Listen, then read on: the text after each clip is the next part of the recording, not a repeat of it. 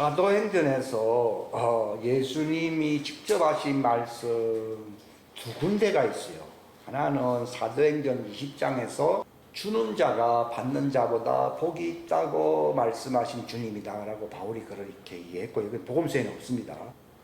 그 다음에 사도행전이 본문 오늘 요절인데요, 17절에 보면은 바울 보고 말했습니다. 내가 너를 백성과 이방인들에게서 구출하여 이제 그들에게 보내는 것은 그들의 눈을 열어주어 그들을 어둠에서 빛으로 사단의 권세에서 하나님께로 돌아오게 하려 하며, 그들이 믿음, 이게 중요합니다. 즉 내 안에 있는 그 믿음, 이게 예수의 믿음이에요. 이건 아주 정확하게 표현한 거거든요. 믿음인데 어떤 믿음이냐? 예수님 안에 있는 그 믿음이라고 되어 있어요. 으로 죄들이 용서를 받는 거예요. 믿습니다 하니까 용서받는 게 아니에요. 이게 참 중요한 겁니다. 로마서에는요, 하나님의 믿음 또는 예수님의 믿음이라는 말을요 굉장히 많이 쓰고 있어요. 근데 오늘날에는 각자 종교심으로 예수님을 믿는다 하는 생각으로 만연되어 있어요. 그러나 예수님이 직접 믿음인데 어떤 믿음이냐? 내 안에 있는 그 믿음이라고 되어 있거든요. 이게 예수님 믿음이에요.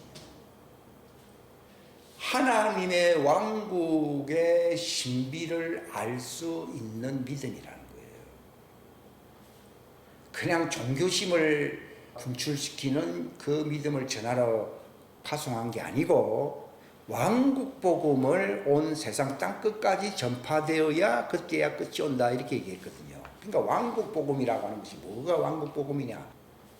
마지막에 예수님이 오신다, 그게 아니라 예수님 안에 있는 용서받을 수 있을 뿐만 아니라 하나님의 자녀는 완전하게 될 수 있는 하나님의 왕국의 신비를 아는 믿음의 말씀을 왕국 복음이라고 하는 거예요. 지금 말세가 되었기 때문에 재림 말세가 오니까 왕국 복음이라는 말을, 천년 왕국이 오니까 왕국 복음이 아니고, 초대교회 때 왕국 복음을 예수님이 미리 말했어요. 온 세상에 하나님의 왕국 복음이 다 전파된다, 이렇게 말을 했거든요. 그리고 예수님이 첫 메시지가 무엇입니까? 회개하라, 하나님의 왕국이 가까이 왔느니라, 이렇게 말을 했잖아요. 그러나 하나님의 자녀들에 대해서는 오순절 성령 지나고 난 뒤에는 하나님의 왕국이 성령으로 임재한 자들이 나타난다고 말을 했잖아요.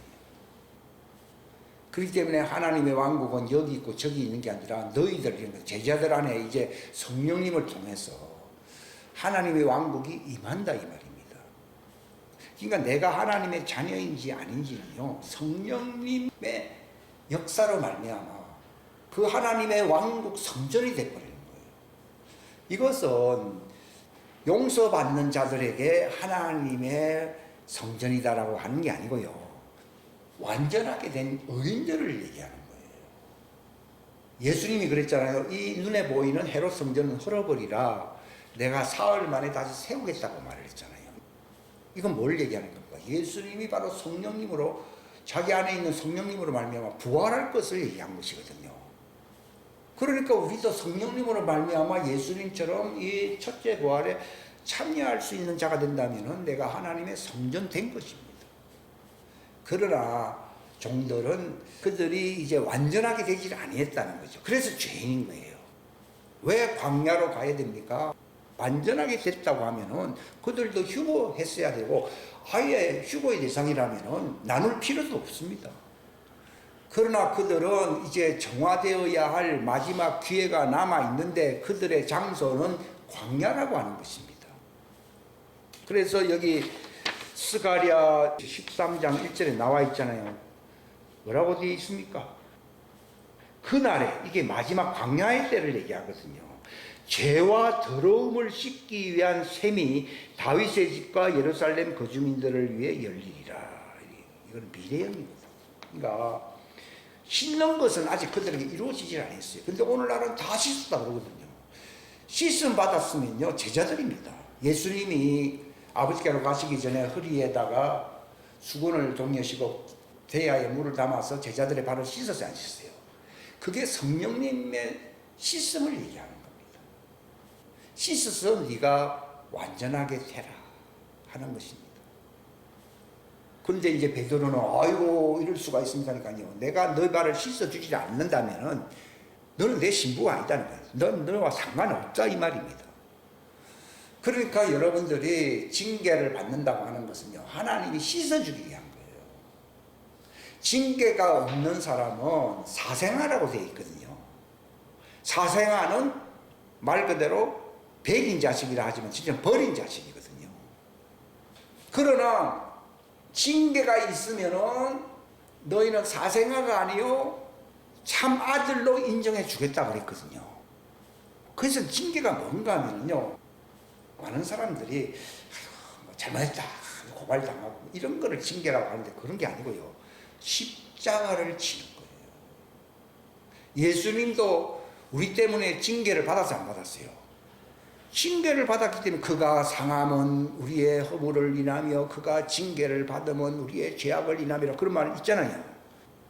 그러니까 징계를 예수님도 받아서 그분이 완전하게 되었다라고 히브리서 5장에 얘기를 하고 있잖아요. 그런 것처럼 예수님도 그러한데 우리가 징계가 없다고 하면요, 예수님보다 더 흠이 없다는 얘기가 되는데 그게 아니라 바로 우리의 죄의 육신의 몸을 벗겨내야 안 벗겨내요. 이게 벗겨내는 할례 받는다는 말이나 십자가를 진다는 말이 같은 말이에요. 우리가 하나님의 왕국의 말씀을 지킨다고 하는 말이 바로 할례 받는다. 즉 육신의 죄의 몸을 벗는 이 침례, 이걸 침례라고도 하고 십자가라고도 얘기합니다. 이걸 짊어진다는 걸 얘기하는 겁니다. 그러니까 우리가 그 십자가를 지고 영문밖에 고난받으신 주님께로 나아가자고 히브리서 12장에 말을 하고 있잖아요. 그러니까 우리가 징계를 받는다는 말을요, 사람들은 내가 하는 일이 잘 안 돌아간다 이런 걸 얘기하는 게 아니라, 물론 그런 것도 하나님이 이용하실 수 있지만 그것이 핵심이 아니고, 내가 육신의 죄 몸을 벗어서 하나님의 형상으로, 그리스도의 형상이라면 성전을 얘기하거든요. 성전되는 과정을 밟고 있다고 하면은 징계를 받고 있는 것이지만은 잘못했다 해서 꾸지람만 많이 들었다고 해서 징계를 받는 게 아니에요. 징계를 받는 목적은 우리의 길을 바르게 하고 우리의 다리를 곱게 해서 그분 앞에 설 수 있는 사람으로 만들어준다라고 그 히브리서 12장에 말씀하고 있지 않습니까? 우리가 이 종교적인 믿음을 가지면요, 그리스도의 성전과 같은 그 형상으로 변화되는 역사가 일어나질 않습니다. 이것이 과거에 우리가 잘 몰랐던 시대에 그러니까 회개를 하는 거예요. 종들에게는 그게 일어나지 않으니까 그들이 아직도 미해결된 죄인이기 때문에 회개를 해야 하네요. 하는 거예요. 그러니까 언제 씻습니까? 언제 완전하게 됩니까?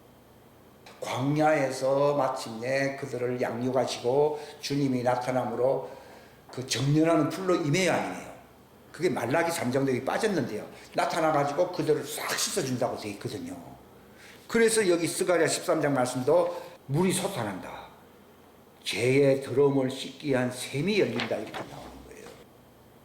이건 아직 이루어진 게 아니에요. 그러니까 이거를 베드로가 사도행전 3장 19절에 뭐라고 했습니까? 너희는 회개하고 회심하라. 그러면은 지금 새롭게 된다 했습니까? 새롭게 하는 때가 주님 앞으로부터 온다고 얘기했습니까? 이거 재림을, 지상 재림 전에 나타나는 광야에서 그들을 새롭게 하는 때를 얘기하는 거예요. 이건 미래형입니다. 미래형. 이게 광야에 그들이 피난처로 가는 이유는 새롭게 하는 씻음의 샘물을 씻기 위한 때가 남아있기 때문에 광야로 간 것이지, 그들이 이 땅에서 성령 하나님의 흠없는 그리스도의 형상의 부활 성전으로 부활체가 되어 있다고 하면은 데려가시지 뭐하러 거기를 내버려 두겠습니까? 그러니까 제가 말씀드리는 거는, 완전하게 된 의인들은 하늘로 가고 아직 미해결된 씻음을 받아야 할 자들은 광야로 가야 된다는 것이에요. 그래 구원을 받는다. 그러니까 내가 예수님처럼 완전한 성전이 지금 되어 있느냐, 지금 이것을 완성시키려고 자꾸 씻고 해가, 이거 씻는 거 예수님 발을 씻어줬잖아요. 성령의 새롭게 하심이라고 나와 있거든요. 지도서에 보면은. 예? 그러니까 여러분이 그것을 자꾸 심는 과정 속에서 있는 징계는 징계지만은 하다 보니까 사업이 안 되더라고. 그건 징계를 얘기하는 게 아니에요. 내가 그리스도의 형상으로 완전한 자로 세워지는 과정 속에서 십자가를 짐으로써 육신의 죄의 몸을 벗겨내는 거예요. 이거 수술이라고 나와 있거든요. 이 수술을 하기 위해서 징계를 하는 것이지 그저 사는 것이 괴롭고 힘들게 하려고 징계가 있는 게 아니라니까요. 그것은 하나님의 목적이 이루어지질 않습니다. 그러니까 여러분 이것을 잘 아셔야 됩니다. 그러니까 나는 회개합니다. 그러나 내가 천사의 표를 받고 이제 광야에 가면은 천사의 표는 어디까지는 천사의 표지 그게 구원을 받는 게 아니거든요. 주님이 임하실 때에 베드로가 뭐라 했습니까? 너희가 씻겨진다고 나와 있거든요. 그러니까 이때 그들이 침례가 일어나는 거예요. 이 침례가 그들의 몇 번째 오순절입니까? 두 번째 오순절이에요. 2000년 전에 일어난 마가다락방의 오순절은 첫 번째 오순절인데 이것은 광야로 갈 자들을 위한 것입니까? 하나님의 성전 될 자들을 위한 오순절입니까? 그러니까 이걸 아셔야 돼요. 성전이 두 번째입니다. 근데 사람들은요, 예레미야서에도 뭐 성령이 오므로 새 언약을 맺는다고 하니까요. 이것을 마치 뭐 과거에 있었던 그 마가 다락방에서 일어난 일로 생각하는데 이거 아닙니다. 이것은 종들에게 한 말입니다. 예레미야는 종이잖아요. 아주 진실한 종이죠. 그들이 이제 광야에서 하나님의 생기가 들어가야 안 들어가요? 들어가는 생기는 그 광야에서 일어나죠. 광야에 마른 뼈들이 많이 있어요, 안 있어요? 그러니까 왜 하늘로 못 가느냐? 마른 뼈니까 휴거가 안 되는 거예요. 지금 내가 마른 뼈로 있는지 예수님의 신성으로 충만한 부활체의 성전으로 되어 있는지 이것을 구별해야 됩니다. 종들은 왜 회개해야 됩니까? 에스골 골짜기에 마른 뼈들이 있는데 주님이 말씀하시기를 인자야 너는 그들에게 하나님의 생기가 들어가도록 명령하라 그랬잖아요. 이것은 광야 마른 뼈 골짜기가 있는 곳에서 이루어지는 것이지 마가 다락방에 마른 뼈들이 모인 곳이 아니잖아요. 예수님의 제자들이지 않습니까? 그래서 신분이 하늘과 땅이라고 내가 얘기한 거지. 마른 뼈하고 예수님의 성전하고 뭐 비교 대상이 됩니까? 어디지? 지금 휴거 준비하는 사람들이 흰 옷을 입고 광목을 입고 새벽 기도를 많이 하면은 들림 받는다 이렇게 하는 사람들이 나타나기. 제가 예루살렘 이스라엘 갔을 때 그 선물 받았던 그 흰 가운이 있거든요. 근데 그것은 종들이 예수님 재림하실 때에 흰옷을 입을 것을 예표하는 것이지 이것이 빛나고 깨끗한 아마포, 세마포가 아니라는 겁니다. 그리스도의 빛의 옷을 입자고 했거든요. 휴거될 때에 완전케 된 의인들의 모습은 희고 빛나다 그랬습니다. 빛난 세마포를 입고 있어야 된다. 그래야지 공중 혼인잔치에 참여할 수 있는데 광목을 뒤집어 씌고 뭐 이렇게 한다고 회개 좀 한다고 해서 휴거되는 게 아니에요. 지금 그런 일들이 지금 많이 나타나고 있어요. 그것도 멸망케 할 가증한 포도즙이 될 수 있어요. 그런 걸 또 가르치고 하면요. 왜냐하면 실망할 거 아니에요. 왜냐하면 올라가는 사람도 올라가는데 잘나서 올라간 게 아니라 이미 선택된 자들이고 남아있는 사람들이 저주받았다는 게 아니라 그들은 광야에서 두 번째로 오순절을 맞이해야 되는 거지. 두 번째로 기회를 줬으니까 맞이할 준비하면 되는데 지금부터 내가 못 올라가면 망하니까 못 올라가는 게 망하는 게 못 올라가는 사람이 99%일 겁니다. 아마 이거 휴거를 믿는 사람들 가운데서요. 그들은 광야로 가야 돼. 지금 그들을 구원하는 방법은 회개하면서 기다리며 주님의 마지막 나타날 그때에 너희들이 그 광야에서 깨끗이 흰옷을 입게 되는 제2의 오순절을 맞이한다. 그러니까 모세 시대의 시내산의 오순절은 실패해서 안 했어요. 실패한 거예요. 그래서 다른 날을 그래서 말씀했다고 한 거예요. 그 다른 날이 뭔가 하면 제자들에게는 마가다락방이고 종들에게는 제2의 오순절이 언제입니까? 본래 제 첫 번째 종들의 오순절은요 마가다락방이 아닙니다. 그것보다 먼저 앞서서 모세의 시내산에서 호렙산에서 이미 하나님이 나타나서 안 나타났어요. 그게 오순절이에요. 오순절. 이미 오순절은 예수님의 제자들이 맞이하기 전 1500년 전에 이미 있었다고. 그러나 그거 실패한 거예요. 실패 안 했으면은 마지막 광야로 갈 필요 있습니까? 그들도 광야로 데려갔다가 실패했잖아요. 그러나 마지막 이제 광야의 때는 사람들이 뭐 광야, 지금이 어느 시대인데 광야로. 아니, 모세 시대 때도 광야로 갔는데 뭐 이 마지막 때 뭐 그 광야로 갈 거 아니에요. 하나님이 반석에서 샘물이 솟게 만들잖아요. 모세 당시에 그 호렙산에서 샘물이 솟았잖아요. 그리고 모세는 두 번째 치는 바람에 자기도 저주받았잖아요. 어떻게 보면. 치지 말아야 되는데 말이에요. 그 반석은 예수님인데 첫 번째 말씀함으로 이제 이루어지는 것인데 그 예수님을 두 번째 못 박는 짓을 왜 또 하느냐 그래가지고 너는 가나안 땅에 못 들어간다 그랬잖아요. 그러나 하나님은 그걸로서 이제 끝났구나 하면요 더 이상 얘기를 안 하는데 이스라엘 나라 세울 필요도 없고 할 필요 없습니다. 그런데 하나님은 또 할 건 다 하셨잖아요. 왜 하셨습니까? 두 번째 오순절이 있다는데 이걸 대부분 많은 사람들이 마가 다락방 오순절이라고 생각하는 거예요. 출애굽기에 있는 오순절도 있고 그 다음에 예레미야에 또 그들과 새로운 계약을 맺는 오순절이 있다고 말을 하잖아요. 그것은 마가 다락방이 아니에요. 그건 모세와 연결되는 것이지. 아니 보십시오. 예레미야가요. 내가 두 번째 이제 오순절 세운다 그러면 만약 이것이 마가 다락방은 예레미야 전입니까? 한참 후입니까? 한참 후인데 뭐 두 번째 오순절 할 거 있습니까? 할 필요가 없는 거예요. 이미 모세의 시내산 오순절이 첫 번째이기 때문에 이전 첫 번째 오순절과 같지 않다고 말했겠어요. 그러면 그들을 위한 종들을 위한 두 번째 오순절은 마가 다락방이 아니고 광야에서 또 일어나야 안 일어나요? 일어나는 걸 얘기하는 거예요. 근데 이걸 다른 사람들이 전부 다 마가 다락방이 이제 종들이 구원받는 완전히 의인이 되는 오순절이라고 생각을 하잖아요. 지금 이게 큰 실수거든요. 그러나 하나님의 자녀의 경우에는 두 번째 오순절입니까? 마가 다락방이 첫 번째입니까? 첫 번째지 그걸 두 번째 오순절이라고 말한 적이 만약에 마가 다락방이 예레미야가 말한 대로 두 번째 다락방이다 그랬다고 하면은 그 말이 맞지요. 근데 예수님이 위로부터 능력을 받을 때까지 너희 이성에 유하고 거기서 이제 뭐 했어? 그게 120명 문도라고 나와 있잖아요. 그걸 제2의 오순절이라고 말한 적이 있습니까? 그냥 성령이 임한다고 했습니까?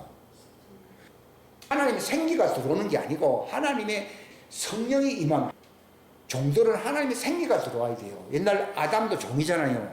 그가 에덴 동산에 낙원에 들어갈 수 있게 하려고 어떻게 했습니까? 하나님이 생기를 넣지 성령을 넣은 게 아니라 성령을 받았다고 하면요 그들은 실패하지 않습니다.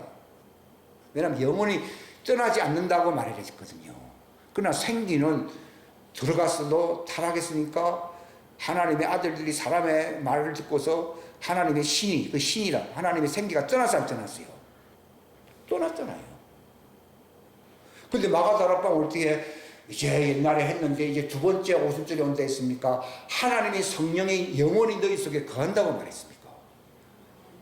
영원히 거하는 오순절은 딱 한 번밖에 없어요. 실패가 없기 때문에 딱 한 번이에요. 그건 두 번째가 아닙니다.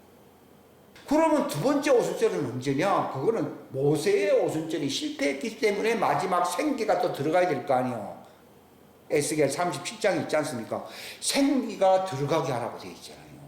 그게 아담에게도 생기가 들어가게 있잖아요. 육체 바깥에서 이제 생기가 떠나고 육체 바깥에서 새로운 날을 기다리게 된 것이거든요. 이걸 구분을 우리가 디모데서에 보게 되면은 하나님의 말씀을 이렇게 나누질 아니하면은 케이오스 혼동 상태로 들어가 버려요. 근데 진리를 알게 된 사람은요, 딱 알게 됩니다. 회개해야 할 믿음이 있고 완전케 되는 믿음 두 가지가 있어요. 예수의 믿음은 회개하는 믿음입니까? 완전케 되는 믿음입니까? 완전케 되는 믿음이에요. 근데 오늘날 많은 사람들이 믿음으로 의롭게 되었고 영화롭게 되었다 이런 말을 하거든요. 그러니까 나는 믿었기 때문에 의롭게 되었고 영화롭게 되었다고 하는 히브리 말씀, 그거는 하나님의 종들에게 한 말이 아니에요. 단번에 그들을 새롭게 했다고 하는 것은 두 번째 오순절입니까? 마가 다락방의 완전한 오순절입니까? 마가 다락방의 완전한, 이렇게 구분을 안 하면요 성경, 그게 제가 참 설교하기가 힘들었던 이유가 다 그런 거예요. 저도 잘 모르면은 막 다 우리 구원받았습니다 이렇게 얘기할 거예요. 근데 이걸 읽어보면 저렇고 이게 다르니까 참 다른 사람 시키십시오. 저는 잘 모르기 때문에 못하겠습니다. 그랬죠. 그러니까 바울 보고 예수님을 했습니까? 그가 종이었다 그러면 회개하는 믿음을 가져라 그랬을 겁니다. 그런데 뭐라고 말했습니까? 내 안에 있는 그 믿음, 완전한 믿음, 그 믿음으로서 어두움에서 빛으로 완전한 하게 된 자들 가운데서 상속 유업을 받으라 이렇게 예수님이 직접 말씀했잖아요. 이것은 완전한 오순절, 성전은 하나님의 성령이 영원히 거주하시는 것이 하나님의 성전이거든요.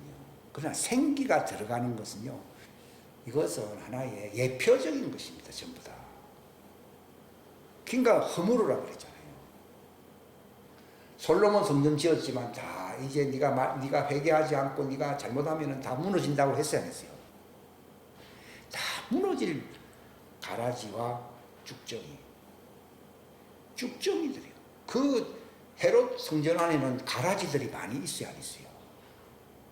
예수님 죽인 제사장들과 그 가라지들이 꽉 찼잖아요. 그 말은 오늘날 그런 교회가 거의 99%거든요. 그러니까 예수님이 베드로 보고 야, 교회가 많이 있으니까 저쪽 헤롯 성전에 가든지 저기 어디로 가든지 가라 이렇게 말을 한 게 아니라 내가 나의 교회를 세우겠다. 이것은 완전한 성전. 이런 교회는 가정에서만 이루어질 수 있지 제도적인 교회당 건물 안에서는 이루어지기가 어렵습니다. 실상. 그러니까 그들은 정죄를 안 받습니다. 니는 왜 교회당 그 교회당 안 가느냐. 거기 더러울 게 없잖아요. 제가 참 괴로웠던 것은요, 교회 안 가는 것이 괴로운 게 아니라 교회 가는 게 괴로웠어요. 앉아있으면 기쁨이 충만하고 뭐 이렇게 성령님의 강수가 흐르고 이렇게 해야 되는데 와, 별로거든요. 또 다른 사람한테 얘기하면은 또 시험 들까봐 얘기는 안 했는데 가만 알고 보니까 그것은 회개해야 할 사람들의 임시거처 교회당인 거예요.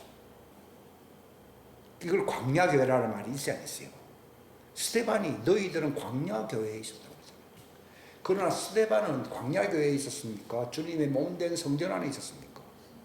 주님의 몸된 성전, 그게 바로 새교회입니다. 거기서 새교회라니까 뭐 신약교회, 우리는 새교회 내렸다고 뭐가 또 새교회냐고. 이것은 주님의 신부로서 완전케 된 지극히 적은 자들의, 이거는 옛날 초대교회는 다 가정교회잖아요. 그 집에서 성찬을 행하고 다 그랬잖아요. 그럼 왜 그런가 하면은 주님의 몸된 성전된 사람들은 그들끼리만 모이거든요. 그러니까 저도 옛날에는 가정교회가 우선이냐 건물교회가 우선이냐. 그래서 무교회주의자가 우선. 옛날에 제가 30년, 40년 전부터 그것 때문에 참 이상하다. 근데 이제 다 알게 된 거죠. 초대교회가 왜 가정교회가 그렇게 많았느냐.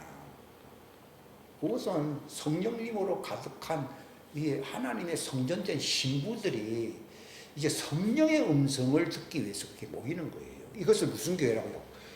금등잔대라고 부릅니다. 그러나 제도적인 그런 율법화에 있는 교회는 무슨 등잔이라고요? 그냥 등잔대. 이게 요한계시록 1장 후반부에 등잔대와 금등잔대를 구별하고 있잖아요. 그러니까 하나님의 성전된 이 금등잔대들의 모임 교회가 초대교회에 하나님이 이름비 성령이 임했어요, 안 임했어요? 아무리 초대교회가 부흥했다고 하는 말은 새교회, 주님의 몸된 성령의 성전이 된 교회가 흥왕했다는 걸 얘기하는 것이지 과거 모세 당시부터 있었던 광야교회가 흥행했다는 말은 아니에요. 그러나 100년도 30년이 지나고 난 뒤부터는 그 세대가 지나가고 있잖아요. 그러니까 거의 가끔 이제 하나님의 아들이 나타나게 있었어요. 그거는 그때의 메시지를 주기 위해서 임한 적은 있어도요. 거의 2000년 가까이가 중세 암흑 시대라고 그러잖아요. 그거 왜 그렇습니까?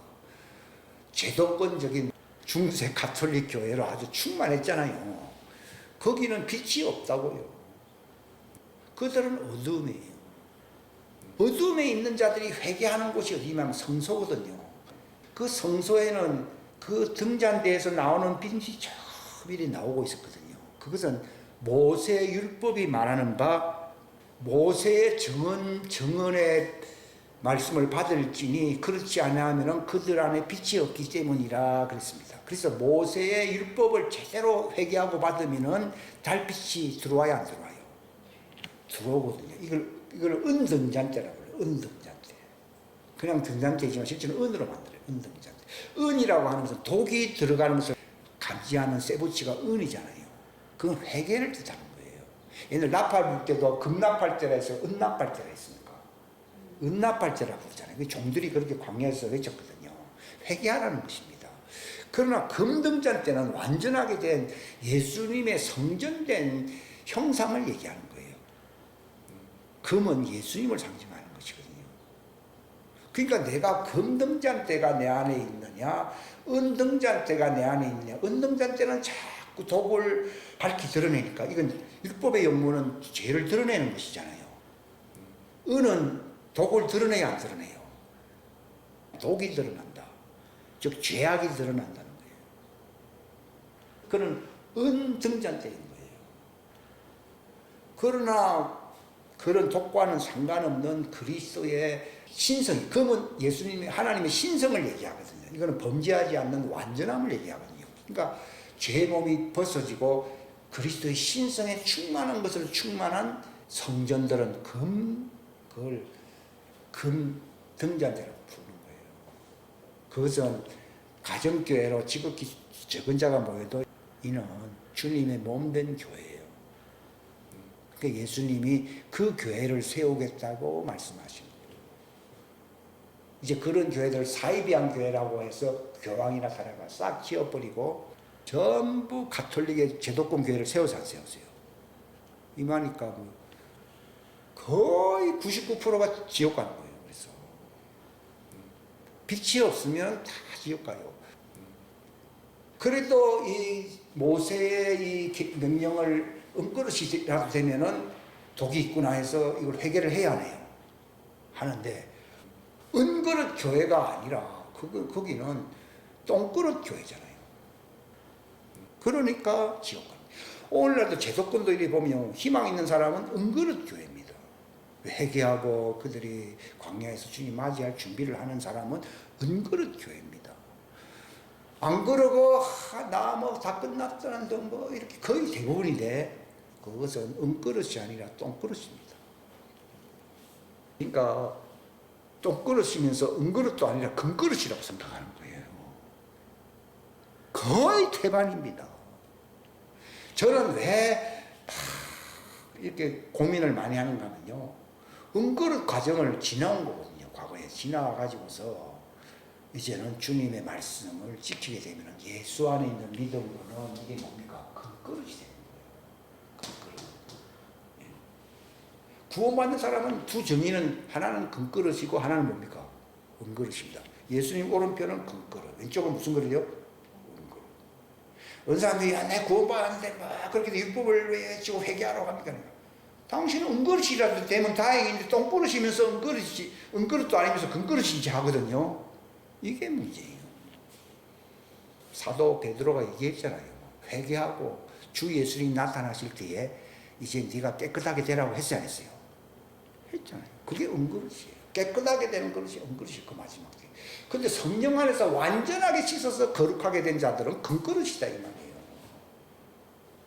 이것은 무슨 수술을 받아서 그렇느냐? 이건 성령님이 임함으로써 육신의 죄의 몸을 벗어버림으로써 이제는 예수님처럼 생명의 새로움 속에서 걸어야 안 걸어요? 건너보죠. 넘어질 때는 육체 때문에 넘어지지만 또 이제 성령의 새롭게 함으로 자꾸 변화를 받는 거예요. 이게 징계예요, 징계. 징계는 변화를 받기 위한 과정인 것입니다. 그러니까 이 성경 말씀도 제가 이렇게 구분하기까지는요, 시간이 참 많이 흘렀습니다. 실상은요. 그래서 우리가 이제 금그릇이 이제 딱 되고 이제 성전되면은 이제 하나님이 우리 안에서 자기 일을 하신다고요. 그 전까지는 종들은 회개해야 되는 것이지만 하나님 자녀들도 아직도 어리잖아요. 어린 사람들은 자꾸 죄를 자백하라고 했어야 했어요.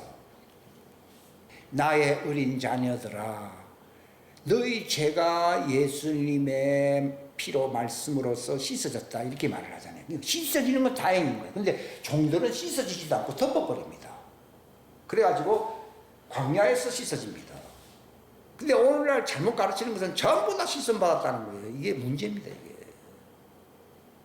물 가지고 날 씻든지 불 가지고 날 태우든지 하는 것도요, 지상에서, 우리가 이 땅에서 이루어지는 자는 하나님의 아들이고요, 그게 나중에 광야에서 그들을 물로 불로 씻잖아요. 이사야 4장에서는 불로 연단시킨다고 그랬고, 에스겔서에서는 물로 씻는다고 나와 있거든요. 이것은 미래형입니다. 이거 미래형이든 현재형이든 하여튼 물로 씻고 불로 날 사르든지 하는 말은 맞습니다.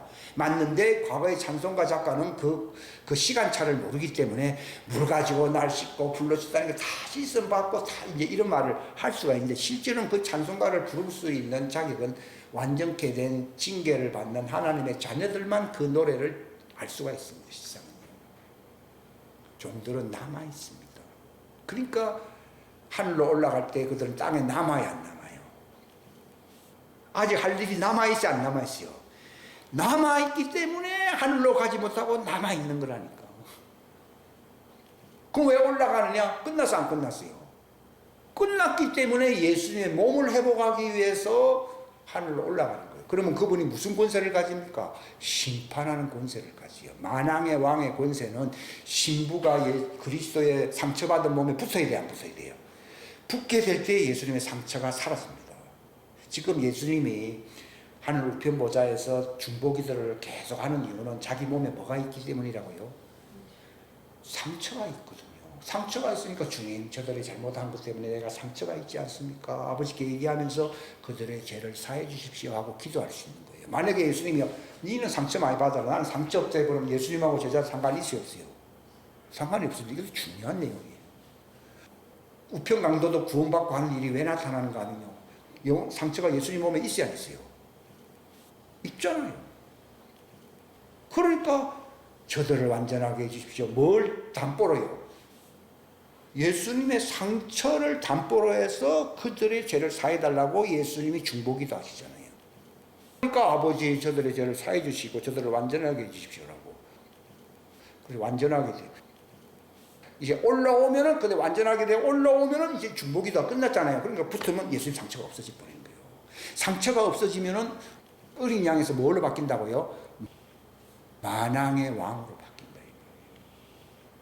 유다 지파의 사자가 되잖아요. 근데 지금도 그 보좌에는 어린 양이 있다 했어요? 예, 사자가 있다 했습니까? 어린 양이 거기서 나오더라 했거든요. 근데 그 몸을 보니까 완전하게 있어요? 상처가 있다고 했습니까? 상처가 있어. 조금 이상하잖아요, 옛날에. 아니, 뭐, 부활되면 뭐 완전하게 된다고 그러더니 뭐 상처도 있고, 그럼 우리도 올라가면 뭐 상처도 있고.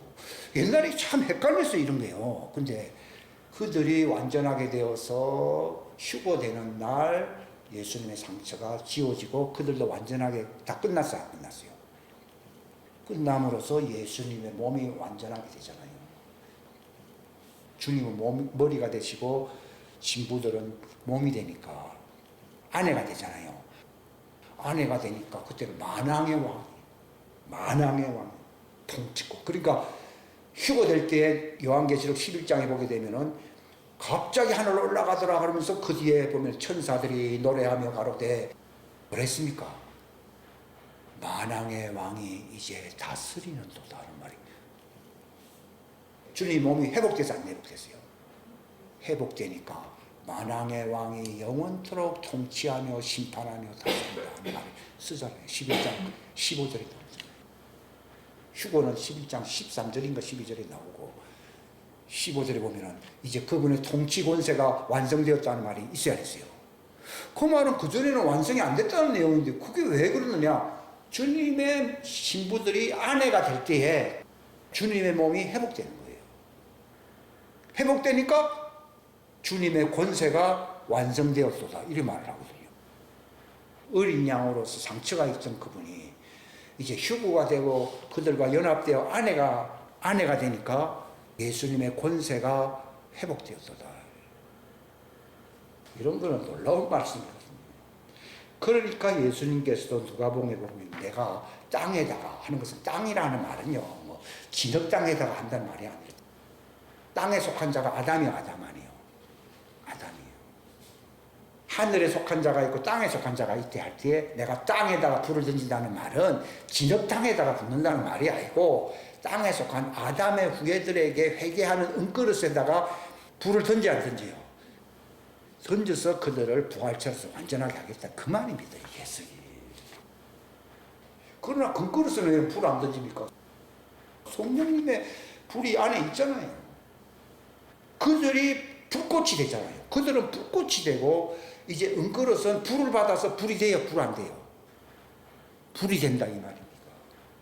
그러니까 예수님이 불과 성령으로, 불이나 물이나 같은 놈입니다. 불과 성령으로 다시 태어나지 아니하면 하나님의 왕국에 들어올 수 없다 그랬잖아요. 그러니까 광야에서 불에서 이제 오순절을 맞이할 자들과 이제 이 땅에서 예수님의 몸으로 마가다락방에서 이제 성령님으로 오순절을 맞이한 자들이 하나님의 왕국에 들어간다고 예수님이 말씀을 하신 것입니다. 지금은요, 주님이 완전케 된 의인들을 요구합니다. 그래서 그들에게서 빛을 발하라 하는 말은요, 불꽃이 되라는 얘기입니다. 불꽃이 되면은 그때 종들이 광야로 들어가는 길이 열려야 안 열려요? 열리는 거예요. 이게 마지막 추수 때 일이라는 것인데, 징조가 이제 나타나게 될 것입니다. 그러니까 지금 시간이 얼마 안 돼요. 시간 전쟁이거든요. 지금은 여호와의 날, 하나님의 심판의 불이 임하느냐, 정말 완전케 된 그 성령의 불이 임하느냐 하는 이때를 기다리고 있는데, 우리가 뭐 세상으로 돌아가는 인도가 밉상은 옛날부터 많이 있었어요. 지금만 있는 것도 아니에요. 믿었던 도끼에 발등 지킨다고요. 미국의 그 유명한 그분도 적그리스도가 될지 누가 압니까? 못 믿습니다. 좀도둑도 있지만도 전 세계를 잡아먹는 적그리스도 대도둑도 있잖아요. 그러니까 나를 염려해야 돼요. 내가 정말 금그릇이라고 하면 성령님의 불꽃이 되느냐, 이거를 준비하는 사람은 하나님의 자녀고, 이제 광야에서 그 불을 받아서 내가 이제 제2의 오순절을 맞이할 사람들은 바로 은그릇들을 두고 얘기하는 것입니다. 나팔도 2개 있어요. 금나팔이 있고 은나팔이 있고, 그릇도 2개예요. 금그릇이 있고 은그릇이 있고, 등잔대도 금등잔대가 있고 은등잔대가 있어요. 성경은 항상 2가지로 나눕니다. 그러니까 예수님 오른편과 왼편 둘이잖아요. 그리고 이걸 2증인이라고 해야 해요. 세 증인이라 안 하고 2증인. 그러니까 이 첫째 부활은 2증인이잖아요. 2증인들이 부활하잖아요. 그죠? 오른쪽에 있는 사람들이 올라가고 이쪽에 있는 사람들이 지상제인, 이렇게 해서 2증인이잖아요.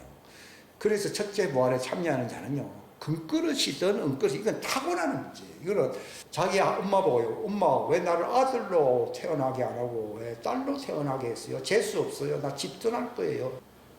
성경에는요, 그런 자녀들은 화 있을 징조를 했습니다. 뭐 부모 뜻대로 된 것도 아니에요. 하나님이 정해져서 하는 거예요. 성별도 하나님이 정한 것이고, 더군다나 혼의 성별도 하나님이 정해서 안 정했어요. 육체가 여자라 하더라도요, 속은 남자인 자들이 많아요. 드보라. 드보라를 칭찬합니까? 누굽니까? 그 남자 그 칭찬합니까? 드보라 외치는 드보라 하나님의 아들이기 때문에. 딸인데 하나님의 아들이고, 그 왕은 남자인데 남자입니까? 여자입니까? 여자는 거예요, 여자. 거꾸로요. 껍데기가 여자라고 했어요. 껍데기 갖고도 하나님한테 잔소리하면 안 됩니다. 더군다나 속이 하나님이 금그릇으로 만든 자들이 빛의 그릇으로 만든 자들이냐, 땅에 있는 진흙 그릇으로, 영계에 땅이 있다고 그랬잖아요. 그 땅으로 만든 자들이냐, 그 2가지입니다. 근데 자기가 알아야 됩니다. 내가 검은색이냐 흰색이냐 이런 걸 구분해야 되듯이요, 내가 겉은 아는데 속이 빛으로 만들어진 자냐, 아니면은 사망에 있는 흙으로 만들어진 자냐. 사망으로 만들어진 자는 생기가 들어가야 자격이 생기거든요. 그것도 죄가 없을 때. 들어갔지만도 그 에덴 동산에서 견뎌내기가 어려서 안 드러냈어요. 견디기가 어려우시고요. 그런데 이제 사망에 있는 아담의 혼이 말이요 생기 하나 받았다고 에덴 동산 안에 있으니 독처한다, 외롭다 그런 것처럼 차이가 있어요. 차이가 있으니까. 근데 왜 차이가 있느냐? 그건 하나님의 마음이에요. 왜냐하면은 공무원 세계가 전부 다 대통령이면 그 나라 유지가 됩니까? 안 됩니까?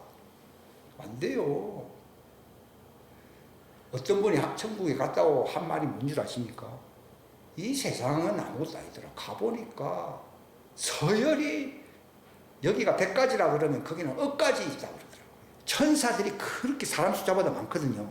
많은데 전부 비슷비슷하니까 전부 서열이 있습니까? 서열이 있습니다.